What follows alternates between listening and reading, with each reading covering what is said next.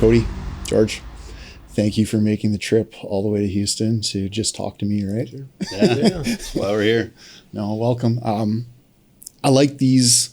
I like Lauren's thoughts around trying to better communicate to the line world, not just the line world, but anyone listening. This is a great form of communication, podcasting. I'm trying to promote it more and more. So thanks for joining me in this and being a part of it. Excited to be here. Cool. Thanks for having us. All right. I want to get to know you guys a little bit briefly first. So give me a rundown, who you are, what position you take, and that sort of thing. Give me some context. Kody Kilshaw. I work at Power West out in California. I'm the president. Largely overhead line contractor out there, servicing our IOUs and some developers. That's what we're doing right now. How long have you been the president? April of this year. So Fresh. 6-7 months, yeah. Fresh. And unorthodox route getting here. Came up through the accounting and finance side of the business. Okay. Kind of getting beat up on by all the operators my whole career, and then I still get beat up by them. But, I like that. It's been fun. I think there's something to unpack there. George.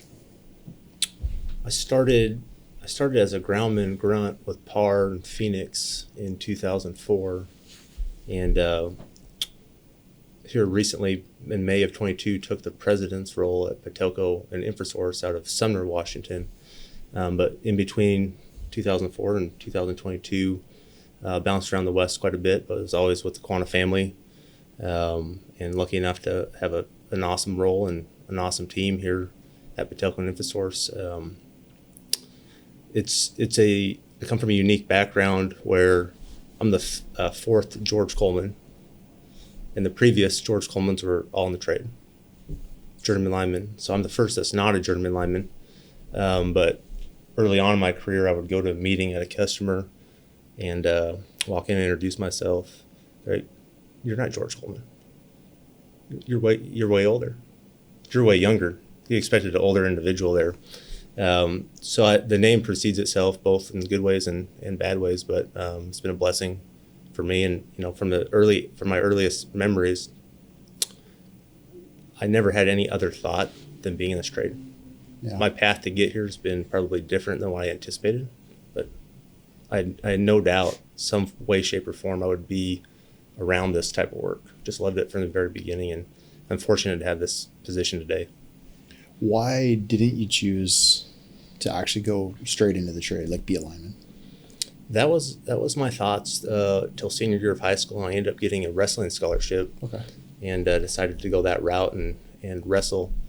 And so I did the academic path, and then upon graduation, got picked up from PAR as a project manager and shipped up to Oregon, where PAR didn't have any operations at the time, and slowly grew that and started adding employees, and got a call in 2022, asked if I would jump over to the Potelco team, and I was excited to do so. But it was not my probably planned route, but the path has been very good. So did you just kind of keep progressing? Did you ever have thoughts going back and doing an apprenticeship, or was it just this next opportunity's presented itself, so I'm just going to keep... I never really thought more than probably a day or two ahead of where I was at the time, and those opportunities presented themselves, and lucky enough to jump on, right place, right time, and have had a ton of different positions within the company. So I've experienced, I think, some of the best parts of it, and probably some of the worst parts, and some challenging projects. And so the perspective, I'm lucky to have a perspective that resonates, I think, and can help see things from the ground level. So it's been beneficial. The path I've taken has been very beneficial for the position I'm in today. Kody, how did school go for you? You went into school, and how did you get into the trade side of things? Yeah. Opposite of George. Honestly, never even didn't even really think about. I was like most of America, I feel just flipped my light switch and the lights came on, so didn't really think about it.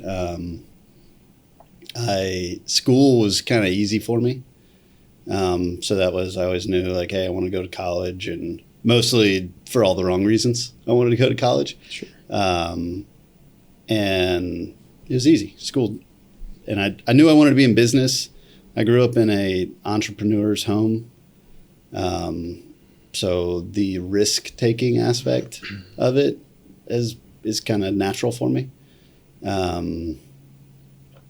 Which translates into kind of running an OPU. Dad was an entrepreneur or both? Yeah, Dad. What did he do? He sold packaging materials. So basically like brokered them. Yeah. So like for the longest time, I just wanted to like sell labels, big things. Were you introduced to selling like early? Yeah. Yeah. My dad he could sell ice to an Eskimo, right? And I learned a lot about relationships and people. And one thing he always taught me as a young kid was treat the person at the door the same way you treat whoever. You never know who anyone is. You don't know what they're going through. You don't know who they are, what they know. But he was like, I've made more sales by getting to know the person at the front desk than anything else. And he was like, people know if you're genuine or not. Sure. And that was just instilled in me. And honestly, I think that served me the most the longer I've been in my career here at Quanta. What other advice would you have for sales or just like business and entrepreneurship in general? I have a lot of linemen that listen to this that I know that they're entrepreneurs as well, right? Like a lot of them, a lot of my buddies have started businesses in the trade, distributing businesses or sunglasses, like safety glasses or like whatever, you name it, bucket products. What kind of advice would you have specifically for them that might not be line work related, but directed for their business? Wow. So I never took the entrepreneur path. I got sucked into Quanta. But the biggest thing is endurance. If you've got something you believe in, most things fail because you give up. Growing up in an entrepreneur's home, you feel the ups and downs. Financially, you feel the pressure. Like you don't know what it is as a kid, but you feel it. And that was something that as I got older, I've looked back on it and like there was never any quit. And I think that's why my dad's kind of made it as long as he has, being an entrepreneur. Running the place out of his house most of the time, most years. So that's it. Endurance, resilience. Yeah. I love that. I watched my dad. My dad was an entrepreneur as well in the line industry, had a Powerline company, a small Powerline company. And I watched him, remortgage his house twice just to make payroll and get paid in chickens and eggs or anything other than, the endurance. I love that. That's a true statement. Just outlast. It's kind of the same as when I started this podcast and started listening to people talk about podcasting, and there's something like 90% of podcasts fail because they don't make it past 3 episodes or something like that. And then if you are in the 10% that make it past that, you have a 90% success rate of, making something of it. So it's like really just being consistent with it, just doing it. Yeah. Yeah, kick it off with like Duke Austin and Reggie too. Yeah. That helps. Well, I didn't kick off with those guys. Yeah. Kicked it off in 2019. I'm just messing with you. Yeah. George, what motivates you to, keep going personally, professionally? I think most of us in this trade, whether you're in the field or, you're in a position as I am today, you have a type A personality and you're here because you're competitive.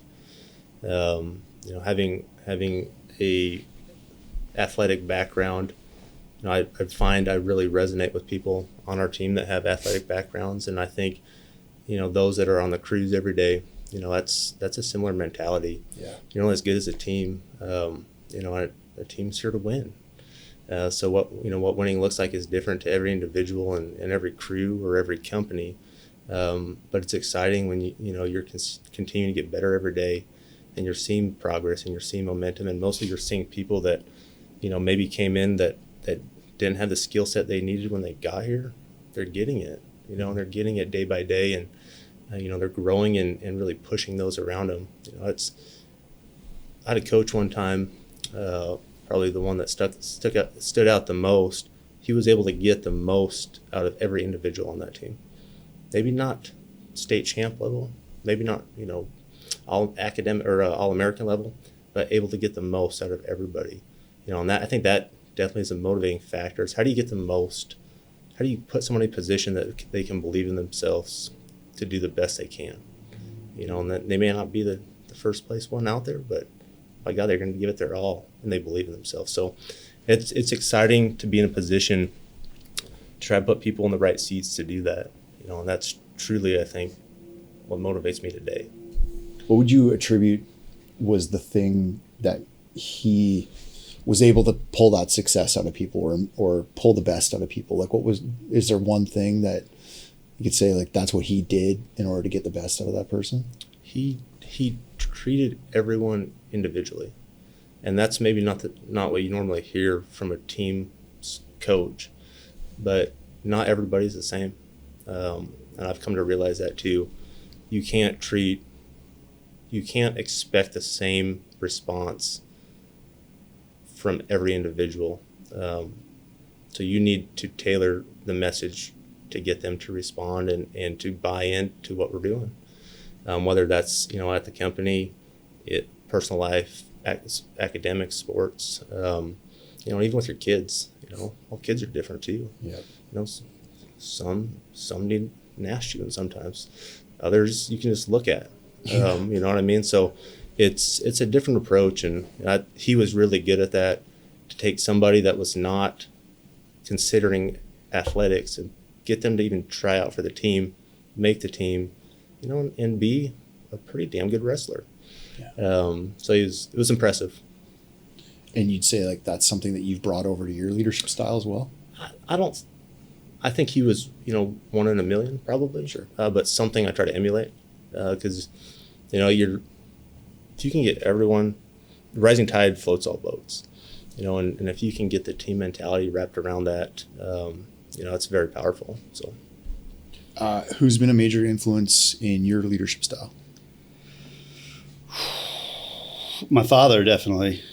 And coaches, sports. I grew up around sports. My dad played football at LSU. And it was always it's different time in sports back then. Sure. There was no transfer portal, and it was, what can you do for the team, not what can the team do for you. And that's the mentality that I grew up in. That's how my house was. That's how I always was taught to approach sports. Was be a team player. Like, what can you do for the team? Do you bring that to the business? Yeah, for sure. Try to. For sure. And in sports, I was a role player in almost everything I did. And I think that serves me well, is just as a role player, but a leader. You kind of what George was saying, in the sense of, like, you learn how to connect with the guys that have the talent, right? And, like, for us, that's the men and women in the field. You learn how to connect there, and you learn what motivates them and what challenges they have, and you clear them. And so that was my role a lot in sports. I wasn't the most talented guy. I'm 5'8", buck nothing. I get you. But 5'8". got my boots on. But leadership, right? And, like, it's there's a place to for somebody that can connect with and clear a path for the talent. What leadership lesson do you think stands out the most to you, that you kind of carry with you every day, or have carried with you every day? I think, and this one was took me the longest to learn, but it was rigorous honesty. I think goes a really long way with a lot of people. They just don't blow smoke, right? Sure. Tell me my baby's ugly. How do you approach candor then? With humility. I think first comes relationship. Gotcha. And relationship is built on vulnerability. You got to know that you're a human being. I found that vulnerability is the quickest way to somebody else sharing their heart. You share your own first. And when you get there, then you've earned the right to be honest with them. And then with you, right? Yeah. It's got to go, for it to be authentic and genuine, it's got to go both ways. I don't think people quite understand how important a network is, and how like when you hear your network is your currency, it's so true. And I think I've seen it in the trades destroy their network, not realizing they're destroying it. They finally get to this point in life 30 years down the road and realize they've just destroyed every relationship they've ever come across. And they wonder why they can't get at that job or can't get onto that project or like whatever. So it's like very true words. Like relationships are everything. Mm-hmm. Yeah. Cool. Same kind of question for you. What leadership lesson do you carry with you into kind of every day now?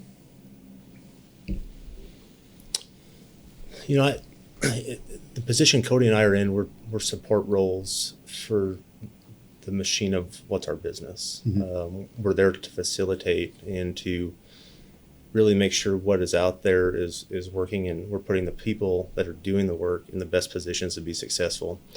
As hard as that sounds sometimes, you know, when we do deliver a message that, you know, maybe is not popular or is not ideal or change. You know, it's done with the mindset that we are supporting the operation today, tomorrow, 3 years from now. You know, and being a popular leader, truly focused on popularity, is a short-term solution for a business. It's unsustainable. You know, you can't be everyone's best friend, but you're doing and you're making decisions for the sustainability and progress of the greater good. And I think that is hard to do with a lot of the things with where this industry's headed. I mean, one of the fastest growing industries in the entire country, you know, and we're blessed to be in it. But it's, you know, I think it's the reminding yourself every day that you are a support role. You know, and you put yourself in a foreman's seat, you know, how would that message resonate? How would a message I deliver resonate to that person sitting in that seat? Does it help them? Does it help them? And if it doesn't, it's not the right message.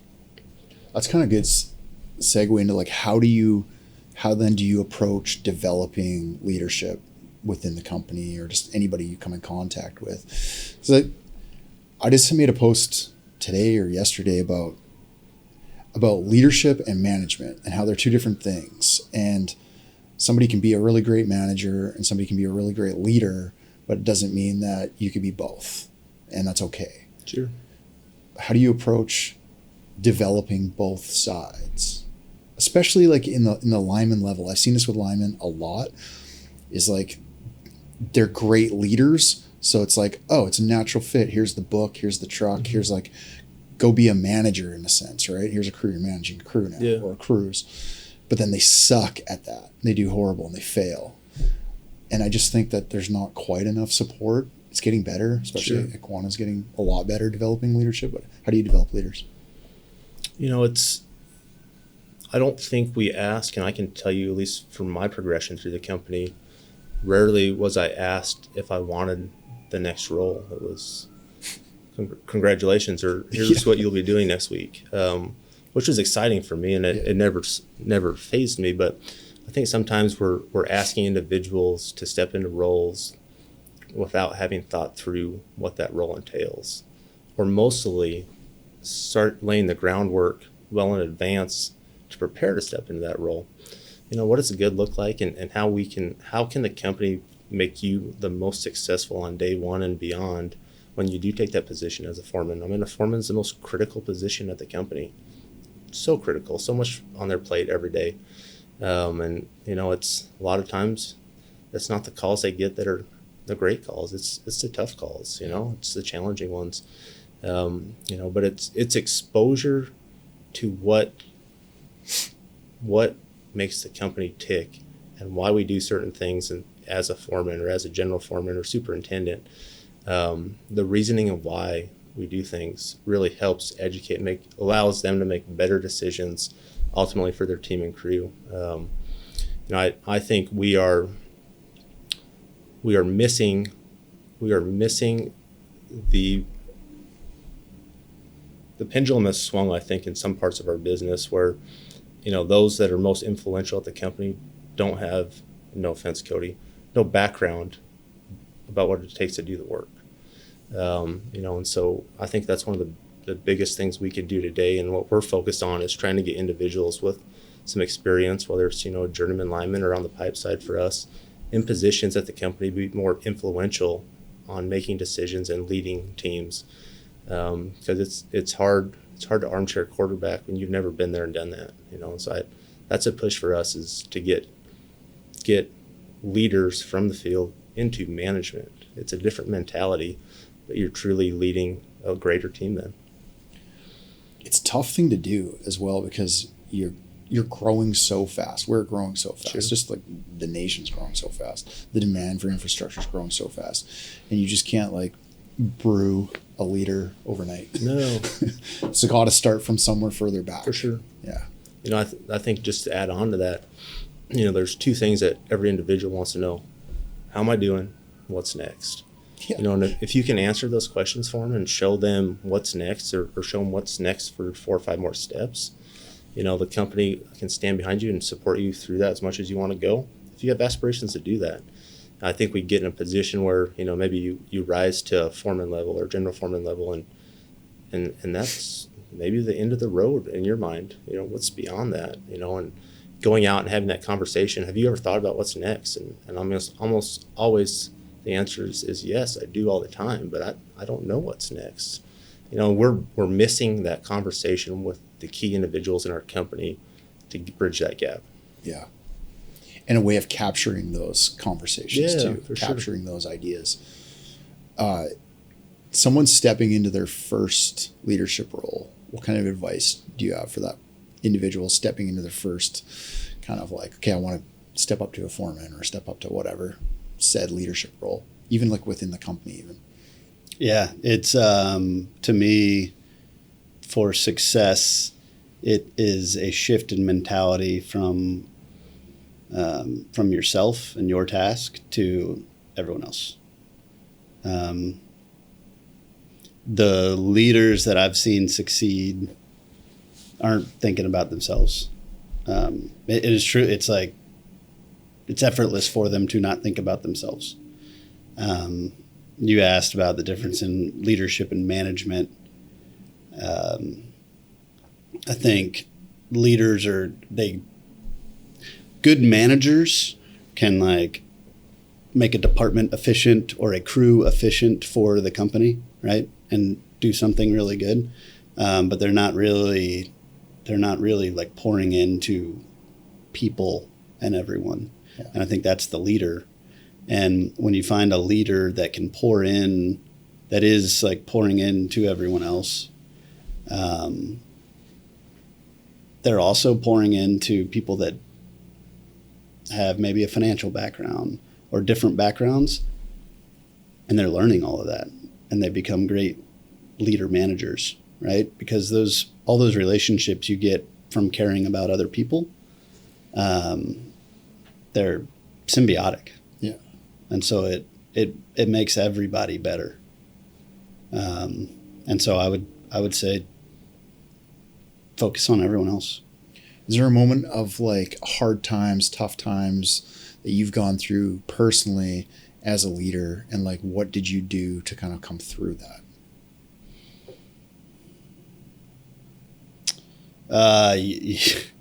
Yes. I moved out. So I grew up in Quanta in Houston at the corporate office, and went out when PAR was split up and the Western region was formed, and went out to help lead the finance function. And I mean, I was excited about it, right? Like, I was super excited about it. And both the president of the company initially was a lineman. The president after him is the lineman. And they were both moved out like quicker than I expected. And it was kind of like, I was looking around and said, holy shit, there's nobody left. Right. Like, and so from a leadership perspective, I had to go from leading a finance group, right, to a bunch of people, like George just said, like, I got no background. Sure. And it was challenging to like believe in myself. Like, I was scared. And then B, it was just kind of like, man, who the hell is going to get behind me, right? And I think the way I got through it was just that. Like, hey, I don't know how to get through it. My predecessors did. They've done the work. They've sat in the foreman truck. I hadn't. And so by survival, just what George said, Potelco is going through of like pulling field leadership into management. By survival, I had to do that. Mm-hmm. That was the only way we were going to survive, because I didn't know I couldn't make any decisions. Yeah. So I just leaned on the talent, which was a very natural position for me because of sports growing up. Sure. Right. We are support roles, which I've been my whole life. But so it became very natural to do that too. And I mean, whether I have it or I just knew I couldn't survive without it. Chicken or the egg, I don't know. I'd love to sit here and tell you I'm just the most humble guy in the world. But it was survival and really not wanting to fail all these people. What is something you could help us as linemen understand about the finance side? Like, what's something that you're like, damn, I wish they just understood this. Huh. I can't wait to hear this one. Yeah, no, most of it is the finance. Like, the one thing I would ask any lineman listening to this is go ask questions to your finance folks. Like, finance people are naturally like, we're not going to be bold, and like the field is scary, and like we're not alpha males and females. Like, we should be out more and asking questions and providing, like, hey, this is what it costs to have a second bucket truck, or here's what it costs to have a crew mix with 4 linemen instead of adding an apprentice on the end, and those things. But really, we as finance people learn so much about how to help when there's dialogue and questions. So it goes both ways. I feel like there's a better chance of a lineman taking a risk than there is a finance person. Sure. Of like coming in and asking a question. Yeah. More risk takers than the financial risk averse. It's also scary the other direction as well. So like, I love that you said that, because I hope that opens a door, because there is a lot of those questions that I remember always having myself as well. Like, why can't we just put an extra truck on this? Like, I have so many things to think about. Why can't we add another bucket truck to this project? Like, it's going to go so much easier. It's safer. We'll get it done in like less time. How could they not make money if we add this extra truck? Not realizing all of the finer details in the spreadsheets. Yeah. The spreadsheets you can get lost in. Yeah. So I love that you said that. George, what makes a good leader a great one? I think what makes a good leader great is, I think, probably looking in retrospect at the leaders they've worked around. A good leader gives discretionary effort. And I can think back to people I worked for, and everyone listening to this can too. And there's some that stand out as like they made me who I am today. They took me under their wing and really showed me the ropes. And there's probably another 3 or 4 here like, these guys were terrible. Worst guys I've ever worked for. Why? Probably some of them had similar skill sets, but these guys gave discretionary effort to improve those around them, and that's the way the industry continues to grow. That's the way the crew continues to grow, the company continues to grow. But it's a decision that everyone has to wake up every day to make. I'm going to give more to those around me to make them better. And that's truly what makes a good leader. It's the opposite of what makes a poor leader. Well, what's your answer to that one? Yeah, no, I don't like giving George any accolades, but I think it's someone who definitely gives more than takes. And it kind of ties into what I was saying with just not thinking about yourself. Like, you're not thinking about what am I going to get? What am I going to get? What am I going to get? Like that, very few leaders, great leaders, which was the question, think like that. Okay, transitioning to like communication, but it still is around leadership. With the transient nature of the trades, all of them, but like Sure. line work in particular, managing clear communication across like pure just distance. Sure. How are you managing to communicate to your guys, girls, the indoor community and the outdoor community? How are you managing communications these days? Because communications seems to be like one of the hottest topics. Like, you're either a good communicator or you're a bad communicator, and you're always looking to be better. Mm-hmm. What are you doing to be better? I think you hit it on there. I mean, someone that thinks they're a good communicator is probably kidding themselves. And you can think you've communicated something well, and whether you've done it on a crew and someone mishears you, and the plan changes. Communication is probably one of the toughest things in the business, and communication to drive a path towards a shared objective is like I think one of the most challenging things you can possibly do, to get an organization or get a group of people all moving the same direction because they heard the same message.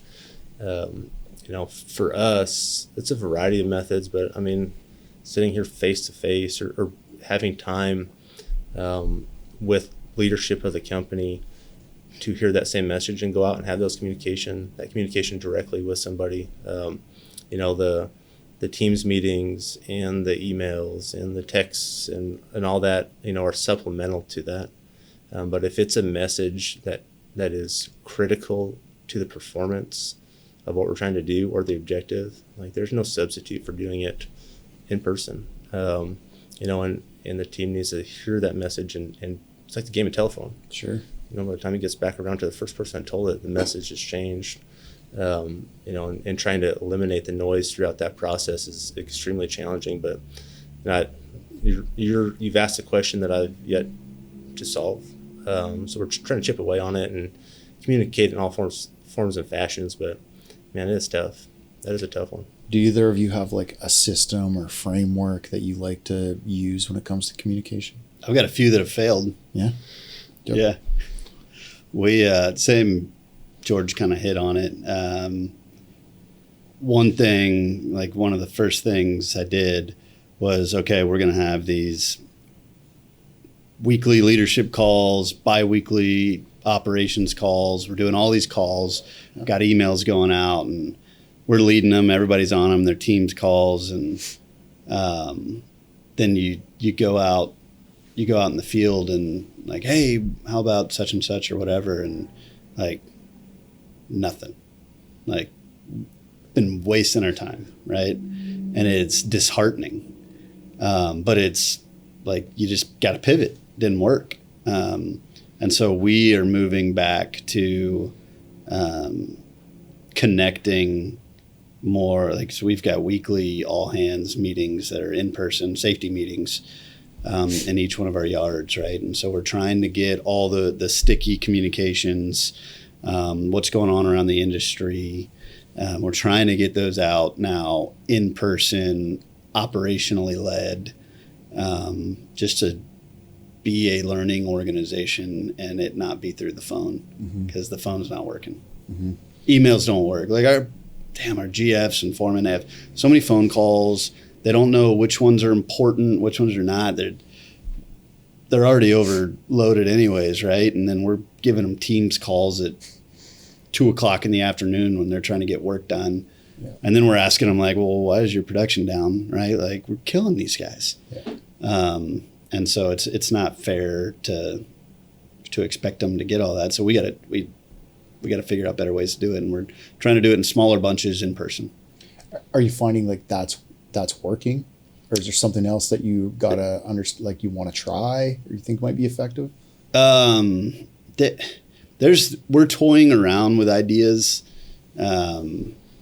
but I can't get my head around anything being better than in person. The problem though is communication is not just the biggest problem in our industry, right? Like us right here communicating is better. Like you, to be able to do your job well, like you can't just listen to me. You also have to be thinking about what's next, right?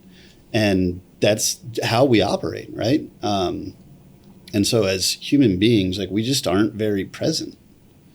And so like how do we become more present and like actually listen to what you're saying and asking and telling me, and then think about it. I don't know. We suck at it. I think Kody hit on something there, and I'd echo that. I think in our roles, communicating is probably more listening. It should be more listening. I try to be deliberate in that. With all the media out there today, does what we send out or what we communicate become noise? Because if it's an overload of communication, it becomes noise. And so when we do communicate, it's with an intended purpose that is deliberately in aid to helping someone make a better decision or informing. And so cutting the noise out automatically makes those more impactful, and so at least that's the hope. But in our seats, the communication for us is to listen to all parts of the organization, because what you're hearing is something that you should do something about. Yeah, when I had to learning how to podcast or learning how to interview people, sure, you nailed it by saying I had to learn how to listen. So I had to go and study about how to be a better listener, and those things were like listening within the intent to listen, not the intent to just say my piece 5 seconds after you are done breathing. And I find a lot of people just don't understand that. Sure. So it's could come through training too, communication tactics, even just reading books. And I've recommended this one book 1,000,000 times on this podcast, but I think everybody could benefit from How to Talk to Anyone, Anytime, Anywhere by Larry King. Larry King was a master at interviewing, and it was a small book. And if this dumb dyslexic lineman could read that book, anybody can. But it's about social cues. It's about listening. It's about all of these sorts of things, right? It's a boring book, but if you get it and if you implement the tactics in it, sure, it'll make you a better and a more effective communicator. But I think it's things like that people got to take it on themselves to go learn these things too, right? Because we can only do so much and only train so much, because you'd have work to do as well, right? But I think we could do more training in the way of communication, how to be an effective communicator. For sure. Do either of you have an example of a project that completed successfully due to effective communication, or effective communication was key in making that happen? I think Kody and I probably could, at least one I'm thinking of, we were both involved with a couple of them. And it was taking an organization and remolding it from one piece to two pieces, and the process to do that involves every single part of your business, from those at the lowest levels of the company to finance to the whole team, and communicating the what and the why and the when was much more challenging than than I anticipated, and getting the team to understand what role they play and what part they play. Ultimately successful, at least I think so. But definitely challenging to get there, and it was definitely something that helped me improve on just communication and laying out that plan moving ahead. Yeah, that project that George is talking about is when PAR was split up and you had PAR and PAR West.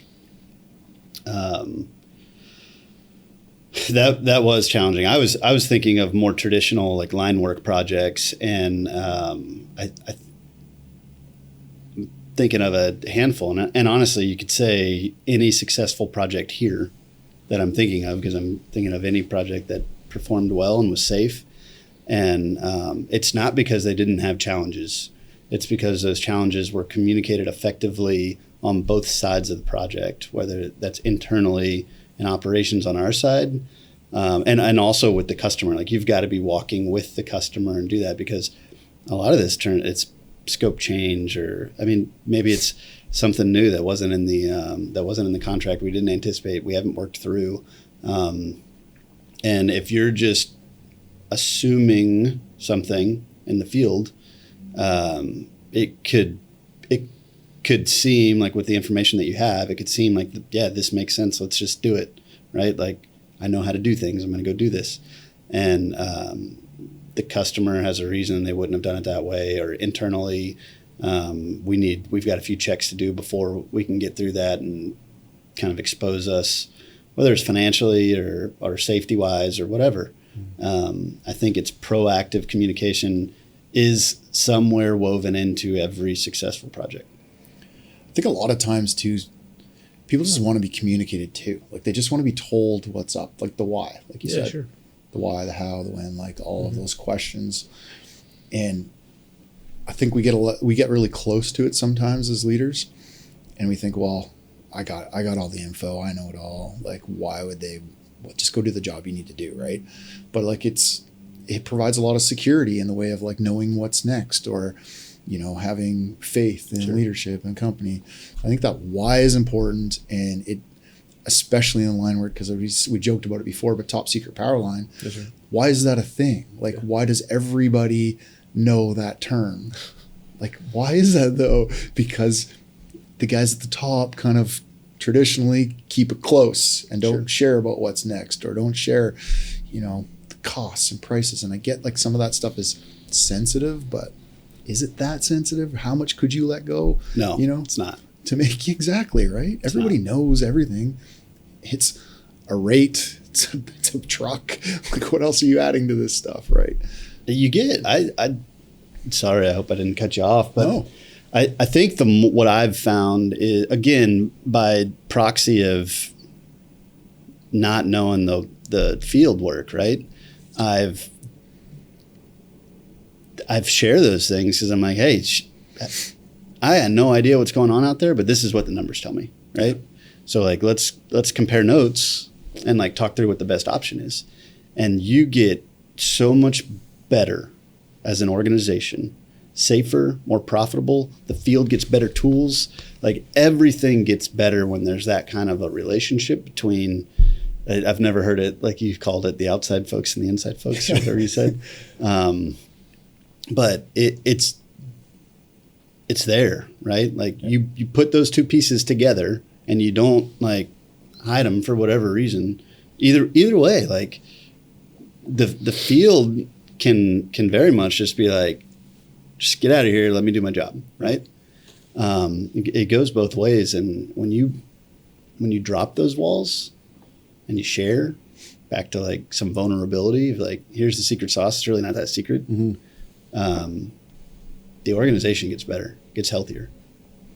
Do you have an example of a mistake, like a communication mistake, that costs a project or disaster, something to avoid?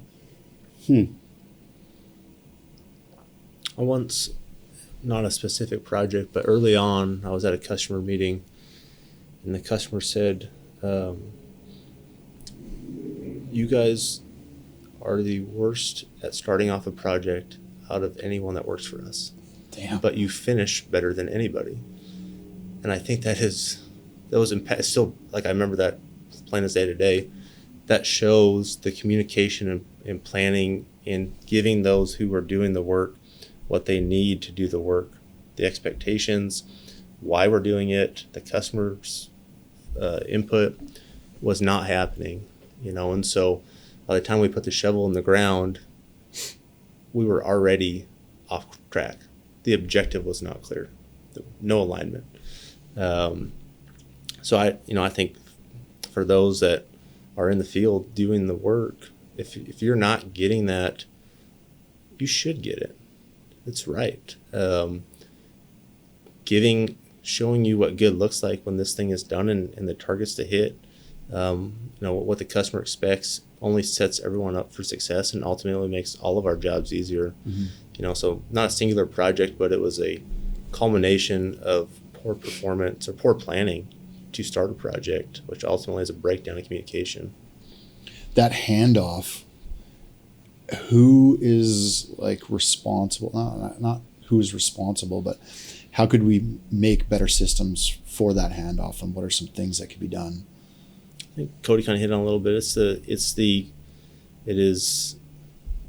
outside and the inside coming together ultimately to support each other and talk through where are we headed and what do we want to get out of this project or this program or whatever type of work we're trying to do. But all parts of the business exist for a reason, and they're all complementary to each other. And so by excluding parts of the business in that initial planning conversation, you're asking for a landmine later on.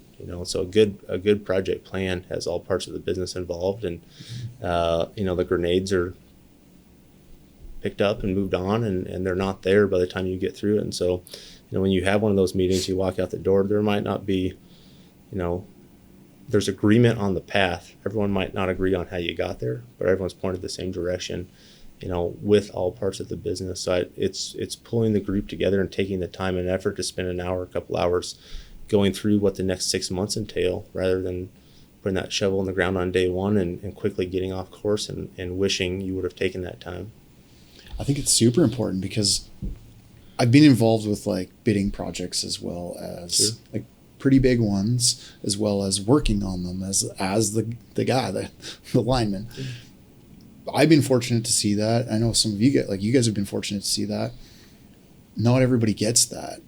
And so like a lot of those things that are done in the bidding stages are done by brilliant people trying to like make the tweaks here and there, thinking like trying to plan and get the work, like bid the project, might not translate to how it's actually going to be done. Yeah. So I think that is a super important aspect, is like get the inside and the outside together. Okay, how did you guys bid this? How did you guys plan to build it? Sure. Let's make something work for that. It's got the organization has to be operationally led. That's every part of the organization has to be operationally led. If it's not going to work to make the job easier in the field, we're doing it wrong. George said it at the beginning of this thing. It's got to be operationally led. Estimating, building a budget, planning, engineering.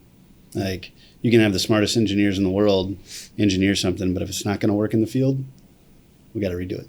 Yeah. You hit on something there, and I think it's funny is, the estimators are the smartest guys in the room. And actually, they're not, because I was an estimator at one time, and it's clearly not a fact. If you're the only one in the room. Yeah, maybe if you're the only one in the room. But I think from an exposure perspective, for those that are doing the work, the estimating part is a really good place to have that exposure, at least initially, and maybe not sit there on a spreadsheet trying to put numbers together, but understand the process, understand what makes things tick. The estimate and the project management is a mini business, and understanding that process allows you kind of to see the greater picture once you pull back a little bit. We're spending some time trying to get exposure to that process at our company. And it's been something that guys are hungry for more of it, because it is lifting up the black curtain and seeing what's there, and it's probably not quite as exciting as maybe what they thought or what happens there, but it really shows the genesis of how these projects start and through completion, and really how to continue on with some momentum. Your question was like, where poor communication, and something came to me is I'm learning a lot in this role. And so we had some issues in one of our regions. And so I was like, oh, I'll just go to the yard and walk in the trailer and we'll talk about it. And sit down with a bunch of guys and gals that I didn't have relationships with yet.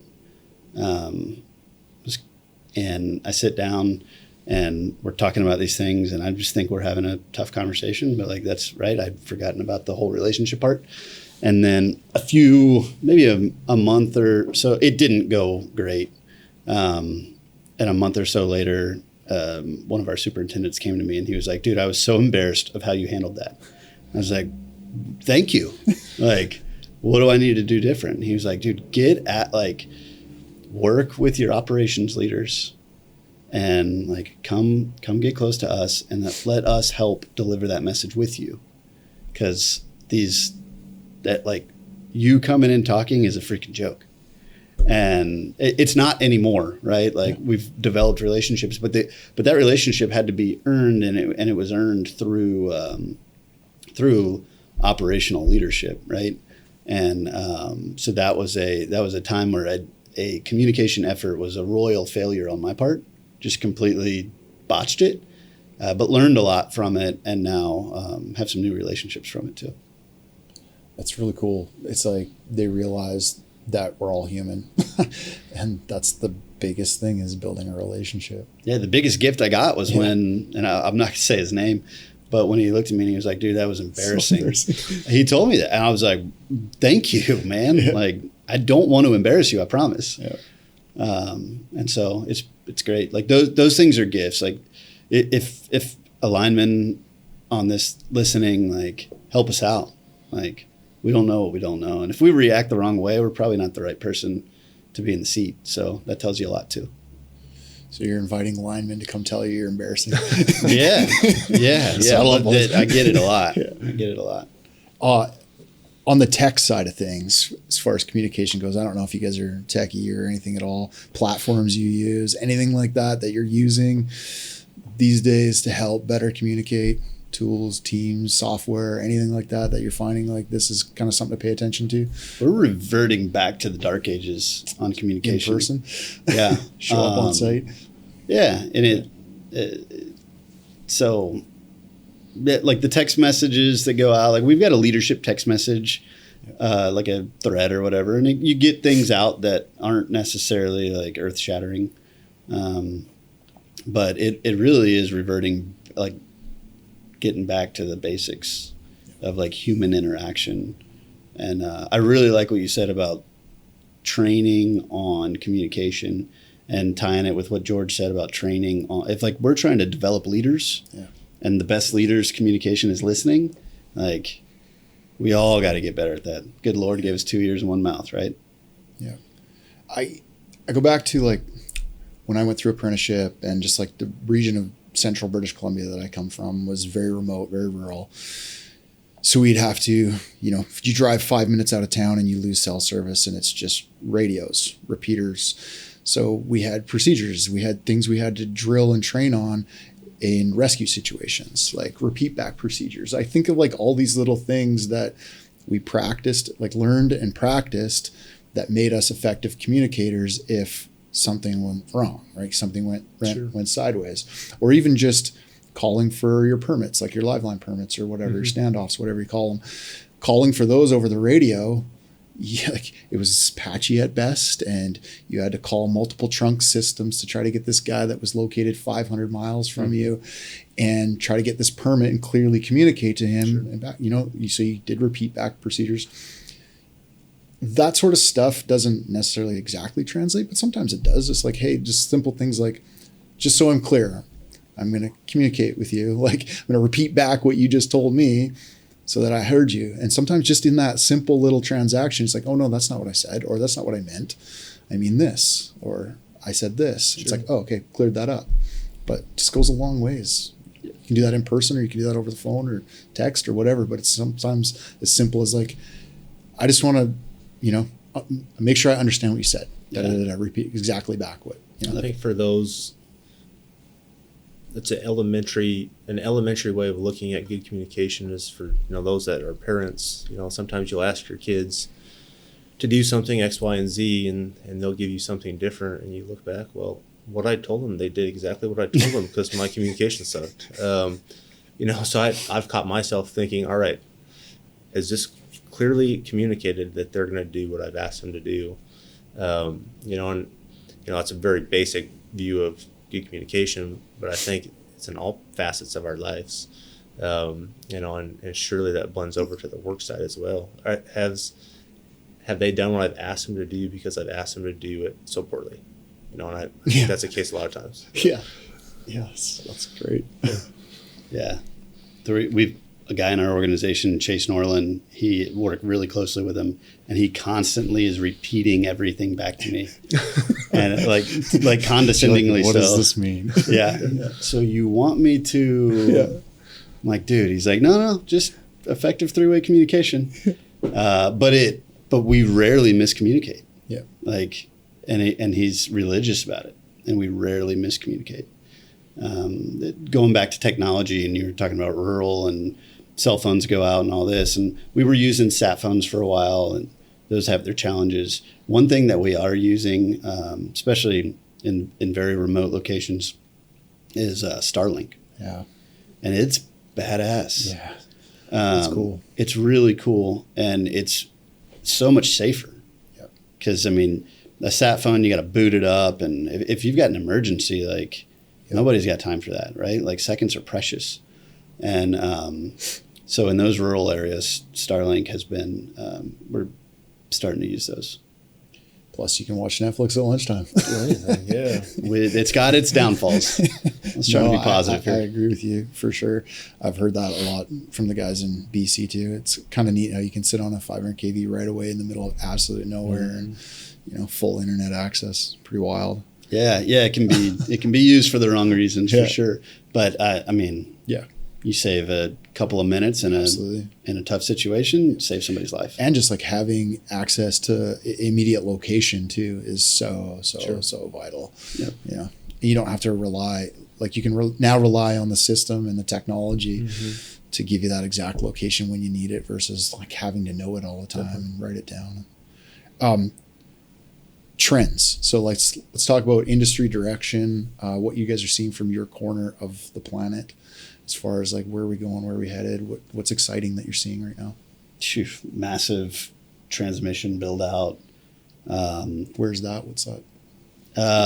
Just bringing renewable energy into, so we're predominantly California, but bringing renewable energy into California, just massive transmission lines, just huge projects, 150, 200 mile long. Just no end in sight. No, decades. Yeah.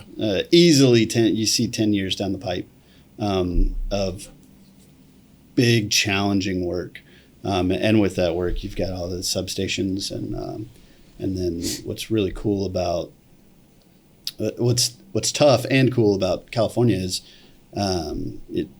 it's the forefront of a lot of the energy transition, which you get the renewable power in, and then it's storage. Right, so all the best stations kind of, and we've got EV is really big, and so what's really cool is to see some these EV things that have been such everyone's heard it for so long, EV,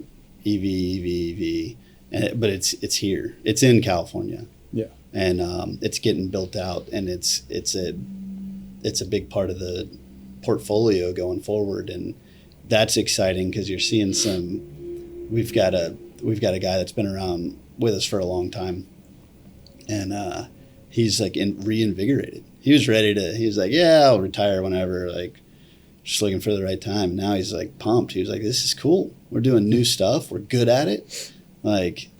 It's, I don't know politically if he believes in it, probably not. But I can see it. It's exciting for him. It's something new, and we need linemen. We need this trade to do it all. You're not having a bunch of finance guys like me doing it, right? So it is super exciting, and decades of work. What about on the underground side of things? Yeah, big. There's all like the IOUs they have to do it. PG&E is big. SDG&E is big. Edison has done a lot of covered conductor, which is great. And depending on which side of the table you're on, it's not as effective, but cost wise, Sure. It's good. But either way, I mean, linemen are pulling the cable underground or they're stringing the wire overhead. Yeah. So it's great. Northwest, you seeing? I think the Northwest is probably no different than the rest of the country. Recently heard they had a FERC, Willie Phillips. He said between now and 2050, energy consumption will grow 1% annually between now and 2050. So, I mean, it's the power of compounding, right? 1% each year between now and 2050, which is just an astronomical amount of load growth. And with that load comes all the infrastructure to support it.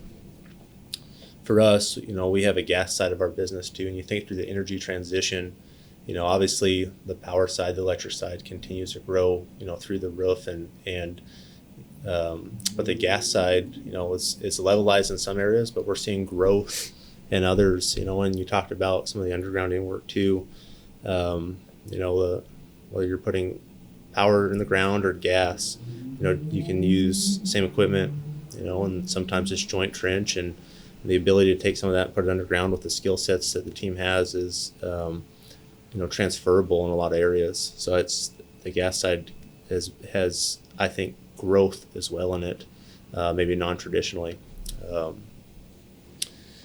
Similar to what Kody said, the battery energy storage, the data centers, the Pacific Northwest, we're getting inundated with the hyperscalers, the AI, the data centers, and the load growth behind those and the infrastructure. So you're seeing the traditional IOU utilities, that you continue to work for and support as some of your core-based business, but also now you're working for developers and directly for some of the tech companies that, maybe 3 or 4 years ago you had never even thought of or never even heard of, and there's a new developer out there every day. So the growth is both horizontal and vertical in terms of customer base and just volume of work. So, I can be more excited. Like those that are in this industry, like there's nothing but excitement of where this is going, and what it needs to get done, what it takes to get done, because the sky's the limit. And I think the technology that exists today, will quickly continue to evolve and change, and we'll be doing things, we'll be relying on, the team out there to help us support that,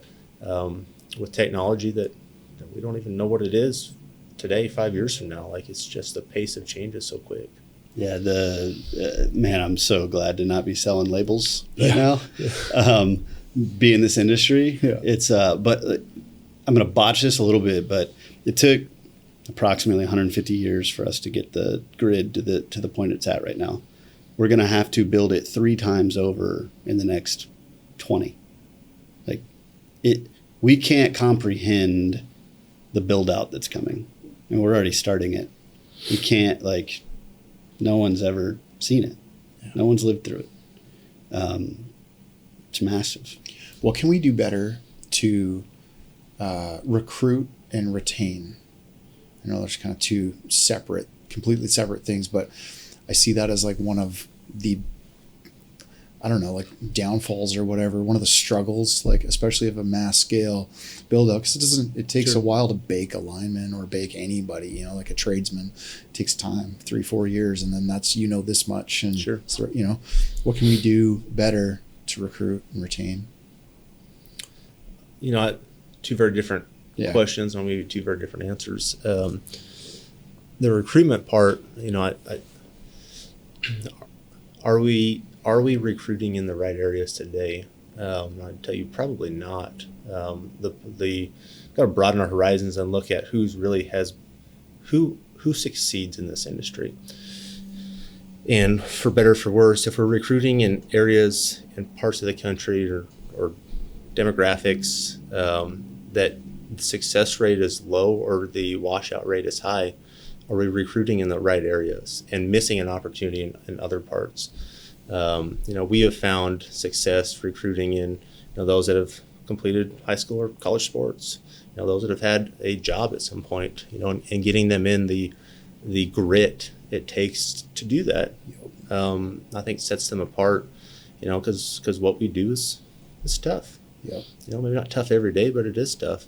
So we've had luck recruiting in that space. The retention part, I think, is, it is the $1 million question a lot of times, especially with the transient nature of our industry. But it sounds like a silly question. It's a soft question, but I think Kody and I and others in our seats got to ask ourselves, how does it feel to work here? And if we don't like the answer that we're hearing or we tell ourselves, then that's a problem for our companies. So if you can solve that and get the answer you want by asking yourself that question, the retention will improve, right? Yeah. It's the demographics in the population with the baby boomers, and everyone's seeing kind of where we're headed. There is, at this point in our careers and definitely into the future, more jobs than there's people that do them. So it's exciting. Yeah, it is exciting, Yeah. right? But it also creates a challenge for those in the work he's talking about, building a grid here. Those that can get that question right, how does it feel to work here? Am I part of the team, or am I just a commodity? Will be the ones that are successful in the future and beyond. It's a question that I heard probably for the first time maybe a year ago, but it's one that's resonated with me almost every day since. And if that's not in the back of our minds every day with the decisions we're making, we're missing an opportunity. Anything to add to that? Well, the areas where folks have a high success rate, I think vets. Mm-hmm. I think like we were talking about the rodeo before we got in here, and like ranchers. Yeah.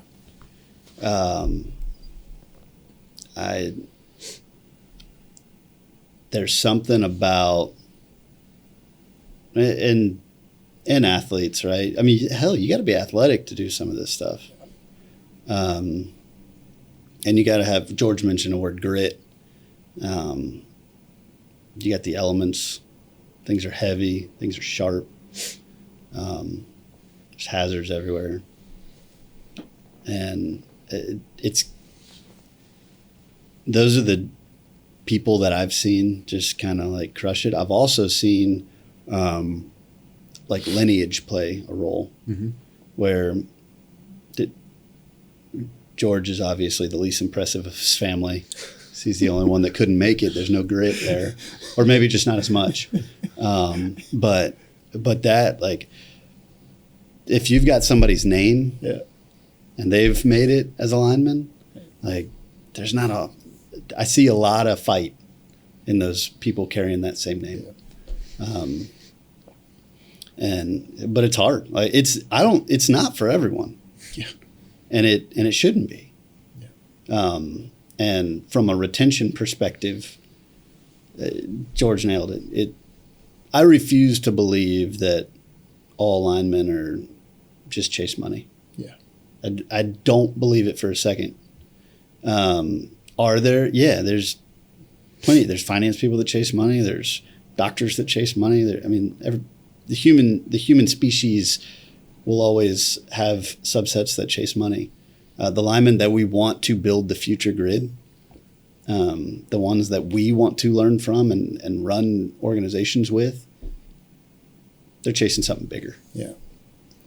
I was actually really impressed. I just got back from the International Lineman Rodeo, and I was able to take some family, my girlfriend, a few people that haven't really been around.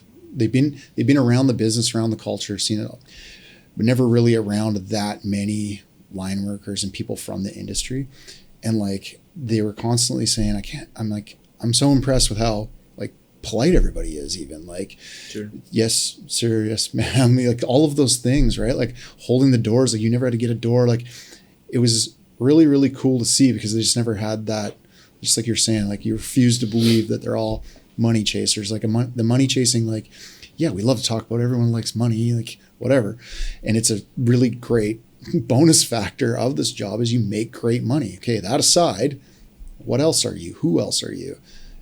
Most linemen are awesome people. They're great humans. They're about giving back, about family, about all of these things. Like, how many men that won rodeo events came up on the stage with their 2-year-old, 3-year-old kids in their arms to receive the trophies and awards, and like they're all done up in bows, and like it's just really cool to see. Like, that's really what it's about. It's not. So yeah, I 100% agree with you. Yeah. It's not all about chasing money. The money is like, yeah, we're going to talk about that because like that's what everyone talks about. Come on, right?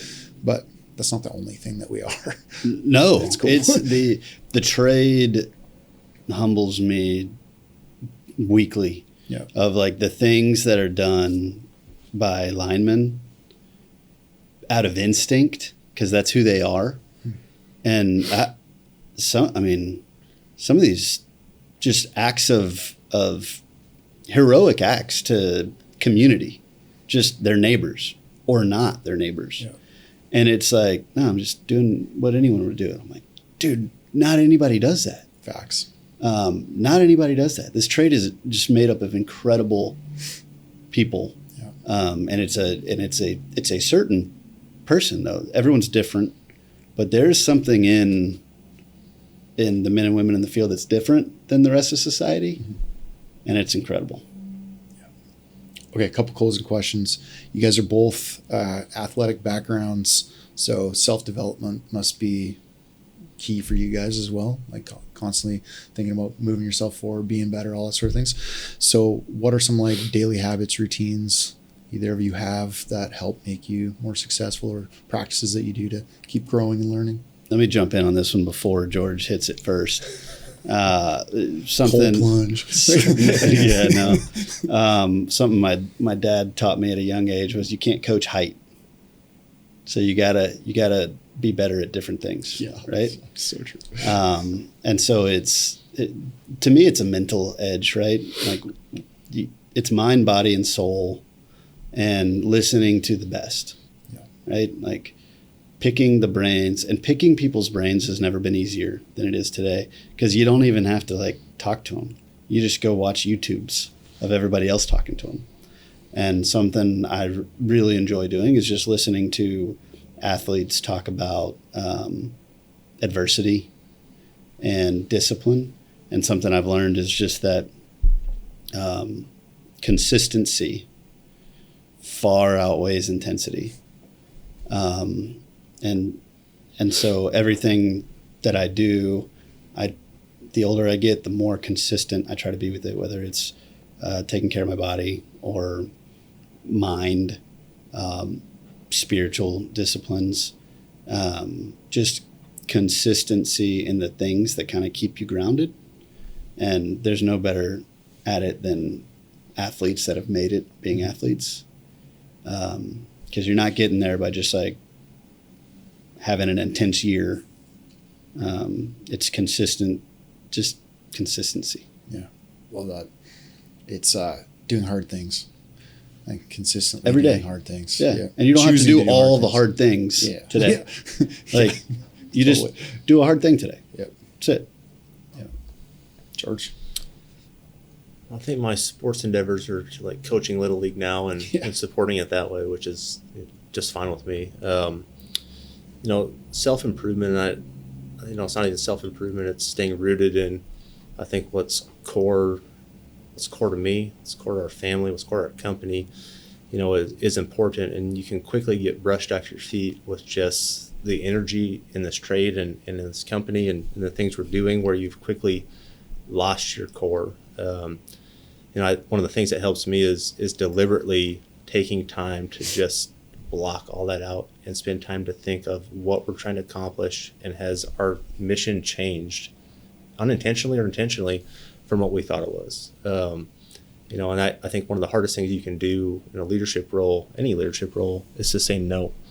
But it's something you have to do to make sure you have time to take, to plan, strategize, support in our positions. And if you let yourself get consumed with 87 Teams calls and everything else that comes up throughout a day, you're not doing your job, and you will quickly find yourself pointed in a direction that you didn't anticipate. So, it's deliberately taking time to think through what you're trying to do and why you're trying to do it in all parts of your life.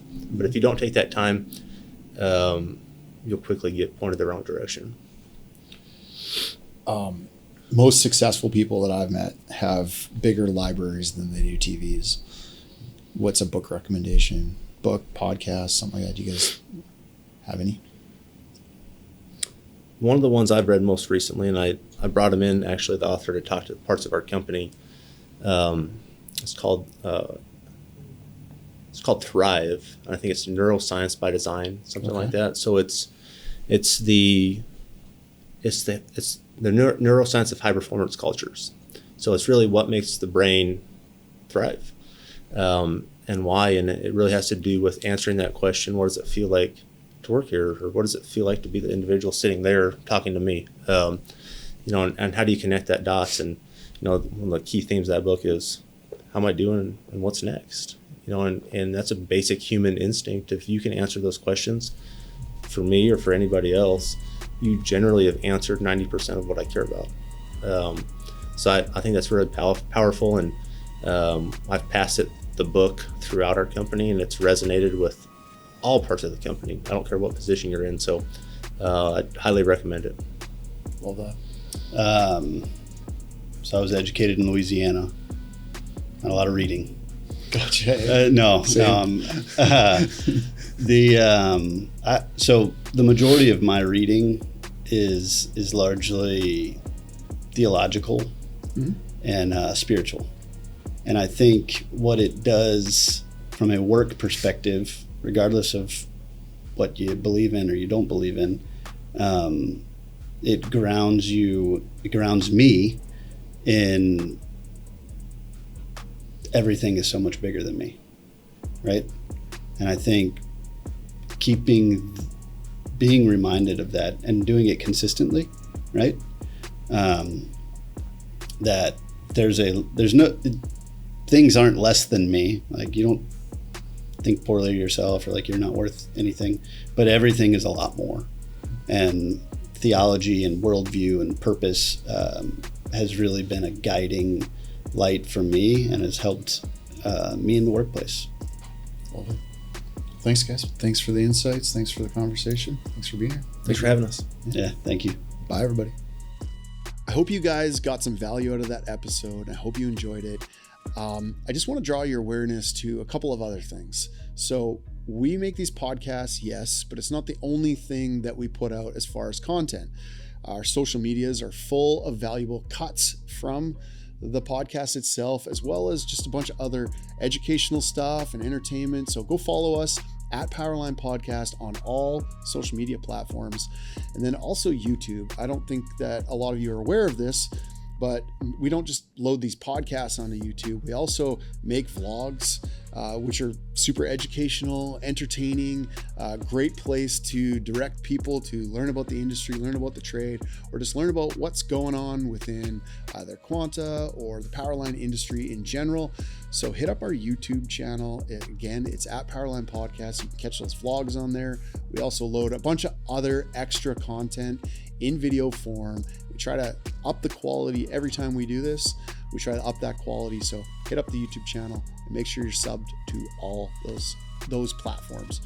Appreciate you guys. Hope to see you again soon. We'll see you again soon. Peace.